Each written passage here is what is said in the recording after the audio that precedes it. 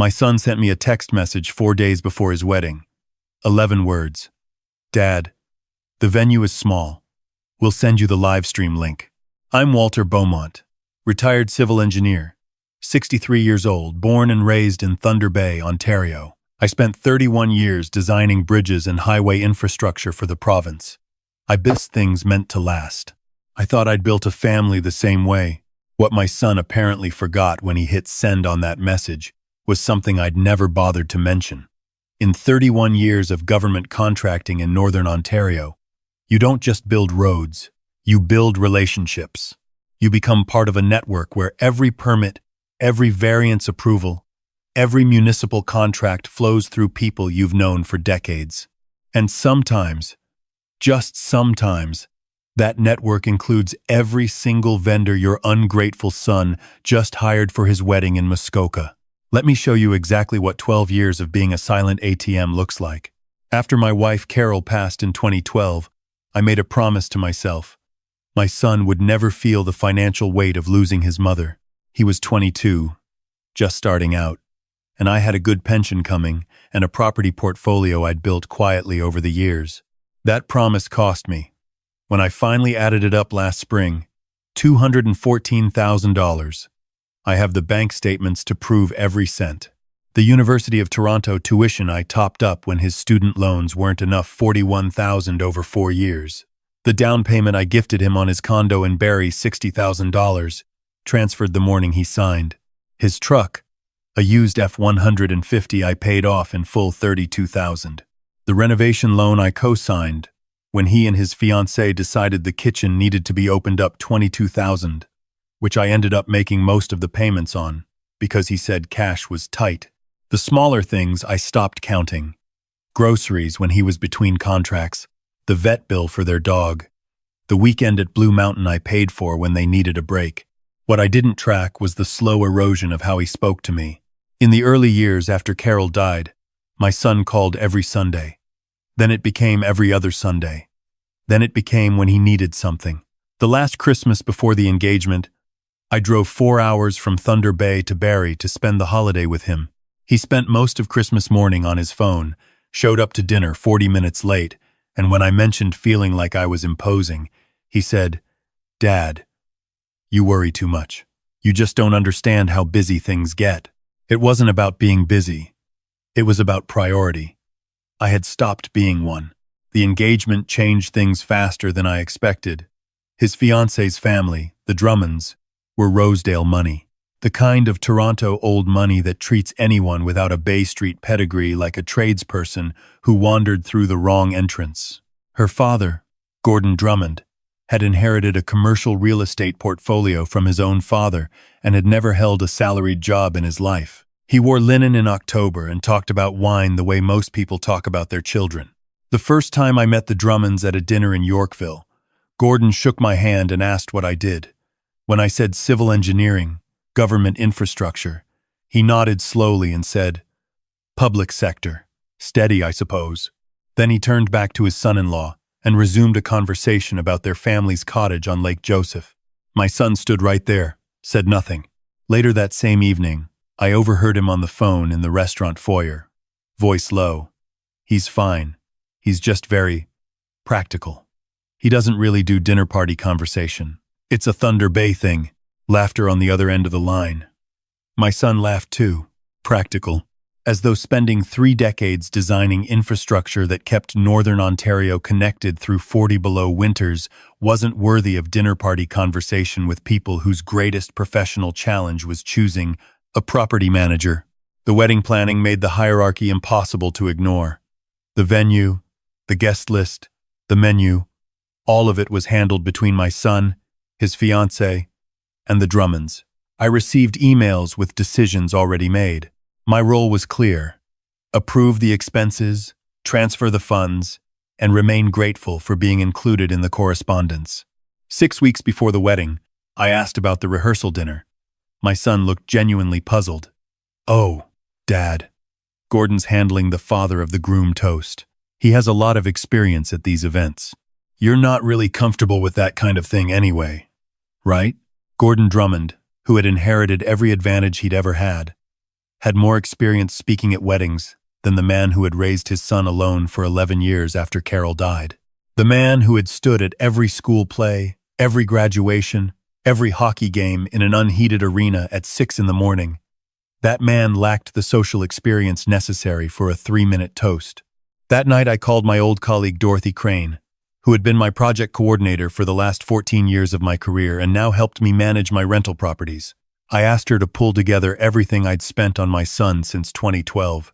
The total $214,340 didn't shock me as much as seeing it written on one page in Dorothy's neat columns.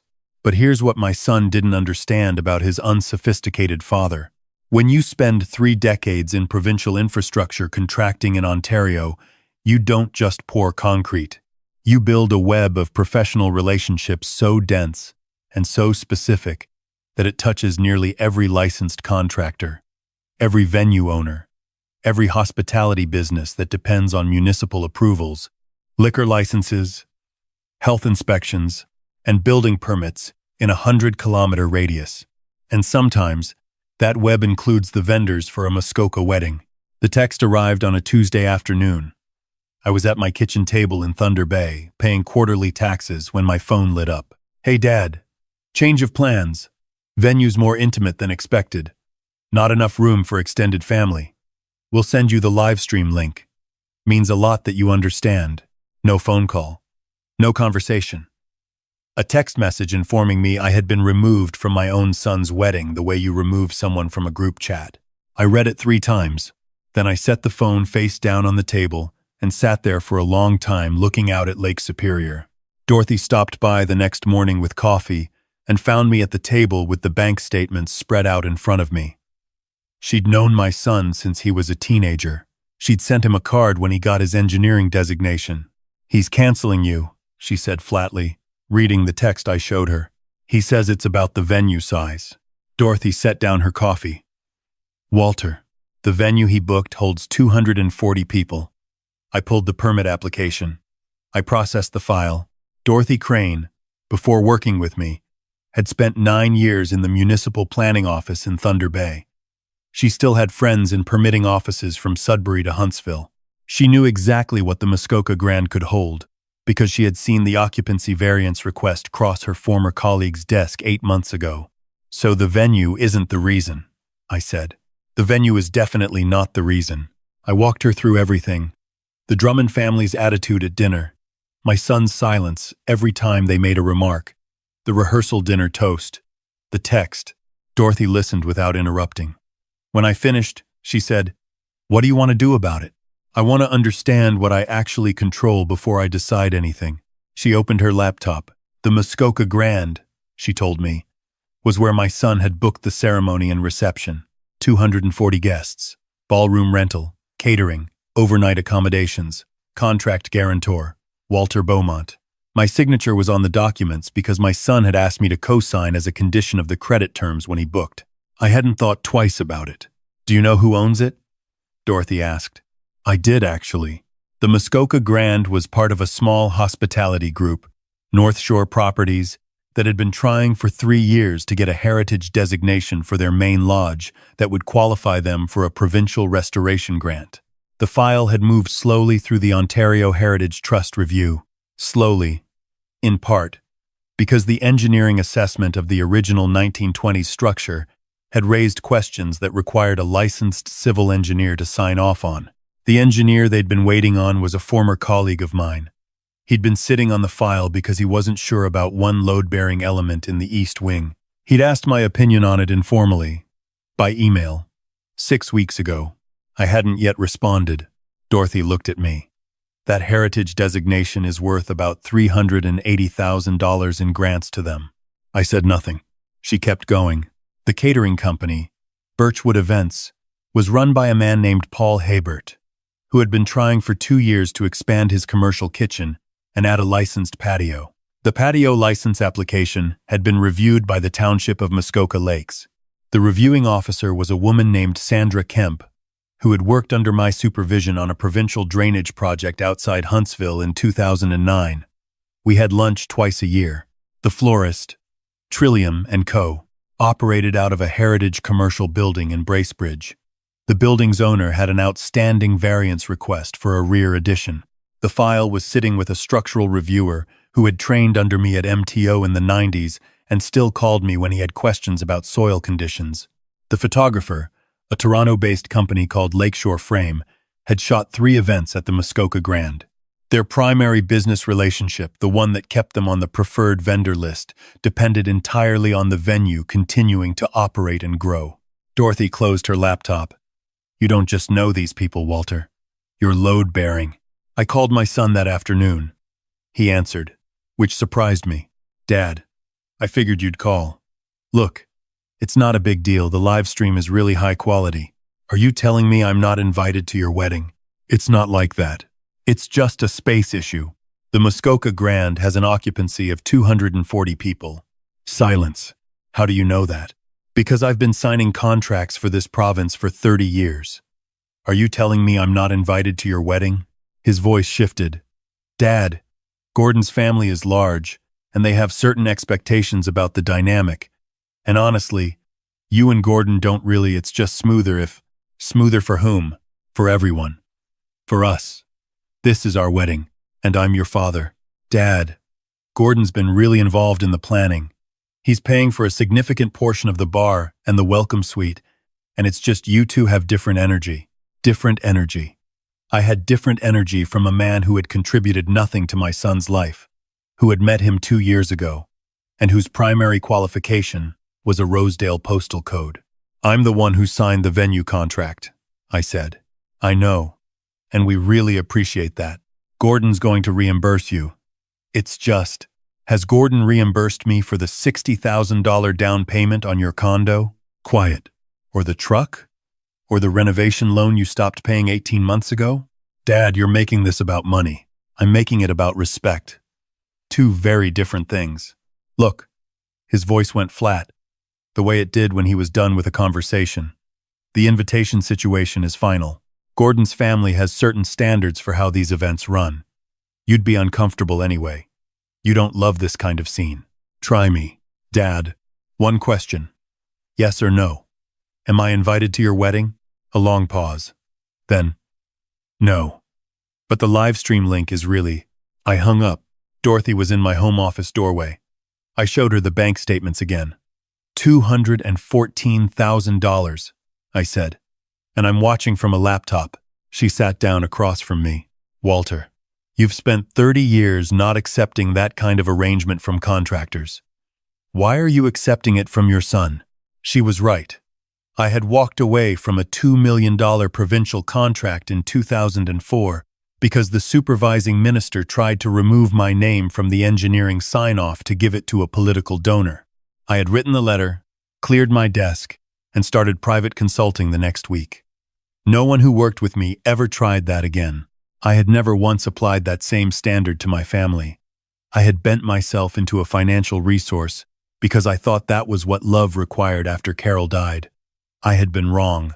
I tried calling once more the following morning. It went to voicemail. I texted, "We need to speak about the wedding." His response came 5 hours later. "Dad, please don't make this harder than it needs to be. It's one day.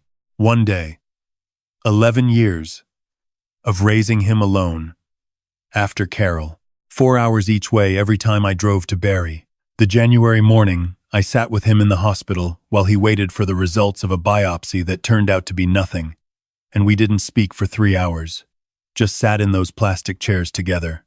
One day, I called my son's mother's sister, my sister-in-law Ruth, who had been closer to my son than almost anyone since Carol passed. Ruth, characteristically, said nothing for a moment, then said, "Walter, Carol would be furious." "I know. What are you going to do?" "I'm going to give him one chance to fix it. If he doesn't take it, he's going to find out that his father didn't spend 30 years in this province building nothing." I gave him until 5 o'clock on Friday. I sent one text Thursday evening. "I need your answer by 5 tomorrow. Am I invited? Yes or no? This is your one opportunity to correct this." He did not respond until Friday at 4:47. "Dad, the answer is no. Gordon's family is flying in from Vancouver. The dynamic is set. Please just watch the live stream and let us have our day.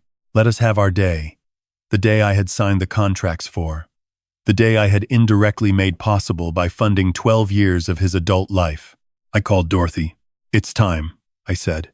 At exactly 5 o'clock, I called the general manager of the Muskoka Grand, a man named Craig Arsenault, who had worked with me on a drainage assessment for the property's septic system 3 years earlier and owed me a professional courtesy. Craig, this is Walter Beaumont. I'm calling about the wedding booking for my son. On Saturday. Mr. Beaumont. Yes, we're all set. Beautiful weekend forecast. Craig, I need to tell you something. My son has informed me that I'm not welcome at this wedding. As the contract signatory and guarantor, I'm notifying you that I'm exercising my right to cancel under the standard terms. Silence. Mr. Beaumont, the wedding is in 4 days. I understand.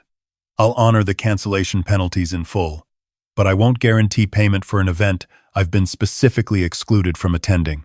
Sir, I've never had this situation before. Neither have I. But the contract language is clear. You'll find the cancellation clause on page 4. I'll have Dorothy send the formal written notice within the hour. At 5:15, I called Paul Habert at Birchwood Events. Paul, it's Walter Beaumont. I need to speak with you about the Beaumont wedding catering contract. Walter, is everything all right? We've been prepping for Saturday. Paul, did you know that I'm not invited to this wedding? A pause so long I thought the call had dropped. I'm sorry? My son has asked me to watch via live stream while his future father-in-law, a man I've never worked with, who has contributed nothing to my son's life, gives the father of the groom toast at an event I'm paying for. Walter, that I don't even know what to say. You don't have to say anything. I'm calling to notify you that I'm canceling the catering contract effective immediately. I'll cover the penalty fees and any pre-purchased provisions at cost. Walter, I have to be honest with you. You've been incredibly good to this business. Sandra Kemp mentioned your name twice when we were going through the patio application. I didn't put it together until now that you were the same Walter. I know. Which is why I wanted to call you personally rather than having Dorothy send a letter. At 5:30, I called the florist. At 5:45, the photographer. Each conversation was brief, professional, and honest. Each person expressed genuine shock. Each one told me that in their years in the wedding industry, they had never encountered a situation where the father funding the event had been excluded from attending it. By 6 o'clock, Dorothy had sent the formal cancellation notices. The penalty payments totaled $28,000, still $70,000 less than the original contracted amount, and still less than the renovation loan my son had stopped repaying. My phone began ringing at 6:30. My son first. I let it go to voicemail. His message was 17 seconds long and consisted entirely of the word "Dad," repeated 4 times at increasing volume, and then silence. Then my son's fiancée, whose voice I had met in person exactly twice. She was crying. Then Gordon Drummond, who did not cry. His voice was the careful, measured tone of a man who considered composure a class marker. Mr. Beaumont, I think there may have been a significant miscommunication. My family has no objection to your presence at the craze. Mr. Drummond, your family had 4 days to raise that objection. You didn't. My son-in-law was trying to manage a difficult situation sensitively. He sent me a text message. Silence. Mr. Drummond, your family wanted a wedding without the groom's father. You have one. I'd suggest you begin making phone calls. I turned off my phone at 8 o'clock and slept better than I had in 6 months. Saturday morning I woke at 6, made a pot of coffee, and sat on my deck watching the lake. My phone had 51 missed calls.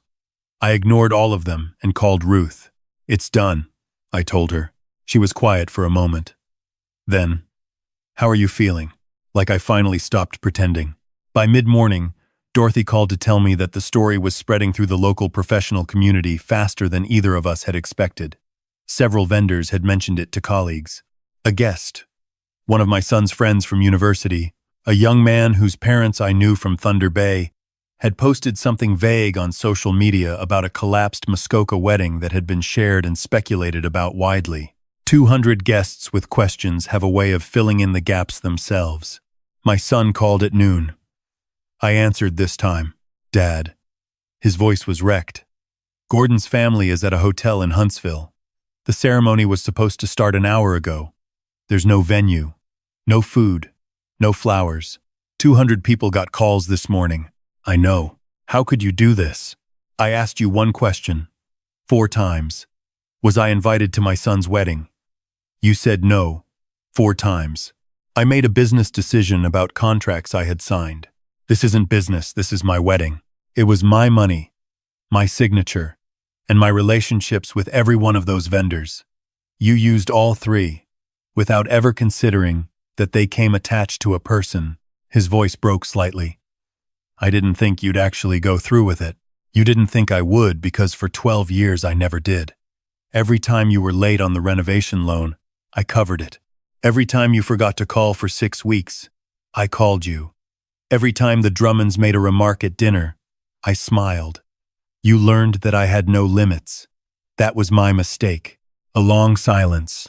Then quietly, Gordon said you were being vindictive. Gordon said you were being sensitive when you cut your father out of your wedding. I'm not interested in Gordon's assessments of my character. The conversation with my son that afternoon lasted 2 hours. It was not comfortable. There were things said that needed to be said. Some of them by him, some of them by me. None of them clean or easy. He told me that the Drummonds had been dismissive of me from the first dinner, and that instead of defending me, he had slowly adopted their framing because it was easier. He told me he had been ashamed of how much I had given him financially because it made him feel like he owed a debt he couldn't repay, and that somehow he had turned that shame outward instead of inward. He told me he thought I was tough enough not to be hurt by it. I told him that being tough and being immune to your own son's contempt were not the same thing. I told him that his mother had been the warmest person I'd ever known, and that somewhere in the years since she died, I had tried to substitute money for presents, and he had let me, and that we had both built something false out of that arrangement. I told him I loved him in the way that parents love children, which is entirely and without the ability to stop, and that it had nothing to do with the bank transfers. He asked if there was any way to fix it. I told him to start by being honest with his fiancée about what had actually happened. Not Gordon's version of it, not the version where I was the unstable father who overreacted, but the version where he had sent his father a text message and then ignored 4 days of attempts to discuss it. 3 weeks later, my son called on a Sunday morning for the first time in over a year. He and his fiancée were rescheduling. They had found a smaller venue in Barrie, something more their own, without the Drummond family's curation. His fiancée had apparently had a significant conversation with her father about what his involvement in their marriage would look like going forward. She actually stood up to him, my son said, and I could hear the surprise and relief in his voice simultaneously. That's a good sign, I said. Dad, I need to ask you something, and I need you to know I'm asking because I mean it, not because I need money. He paused. Will you come to the wedding? The real one. I didn't answer immediately. I looked out at the lake, at the way the morning light hit the water the same way it had for 63 years, solid and indifferent and beautiful. Yes, I said. I'll be there. And Dad, would you walk with me? I know it's usually the bride, but I want you there at the front. Mom would have been there. I want you there instead. I didn't trust my voice immediately, so I waited a moment. I'll be there, I said again. There are things you learn at 63 that you can't learn any younger. One of them is that love and money are not the same currency, no matter how many years you spend treating them as interchangeable. Another is that the most important boundaries you set are not the ones you put up to keep people out. They're the ones you put up so that the people who matter have to decide, clearly and without ambiguity, whether they want to be inside them. My son finally made that decision. It only took losing a wedding to get there. Respect is not something you earn once. It's something you choose, every time. And the people worth keeping in your life are the ones who keep choosing it even when it costs them something.